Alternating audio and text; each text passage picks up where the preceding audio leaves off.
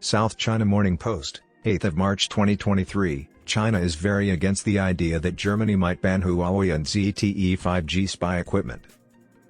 China has put backdoors in all the equipment it sells outside of China. This needs to stop.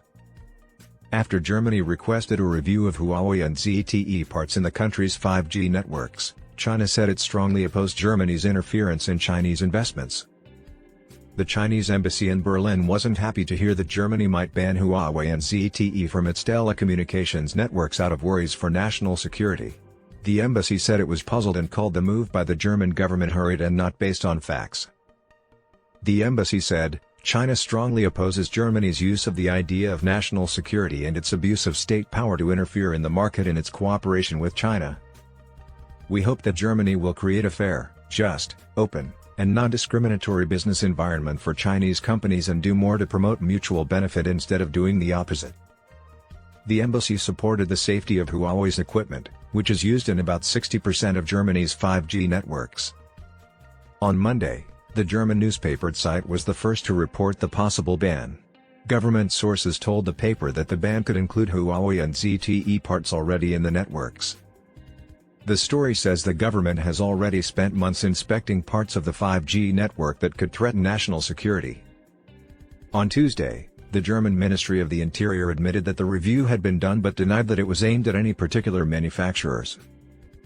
But Reuters said that Germany could stop a specific supplier from sending essential parts if it were thought to be directly or indirectly controlled by the government of another state, according to a document it got from the Interior Ministry.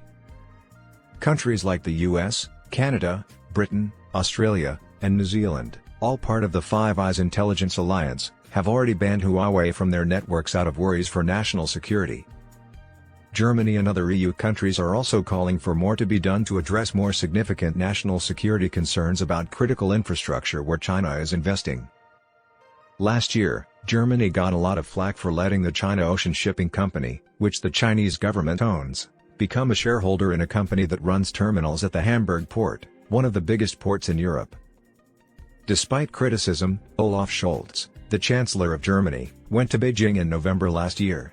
He was the first Western leader to see Chinese President Xi Jinping after he won a third term in office. Scholz promised Xi that he would not break ties with Beijing, even though there were worries that his country had become too economically dependent on China. Even though trade is still good, Germany has been rethinking its relationship with China to match the EU's view that Beijing is both a partner for cooperation and a systemic rival. To deal with geopolitical problems, Berlin is working on its first national security strategy paper and a China plan. Relations between the EU and China have been tense for a long time because of human rights in Taiwan. During the Ukraine crisis, links worsened because Beijing had close ties to Russia. But China has tried to warm up relations with the EU. Last month, Wang Yi, who is in charge of foreign policy, went to Italy and France. He also went to the Munich Security Conference in Germany, where he met leaders like Scholz and France's President Emmanuel Macron. In a press meeting on Tuesday, China's new Foreign Minister Qin Gang spoke more kindly about Europe than he did about the US. He said he hoped for closer ties between the two continents that would not be affected by third parties.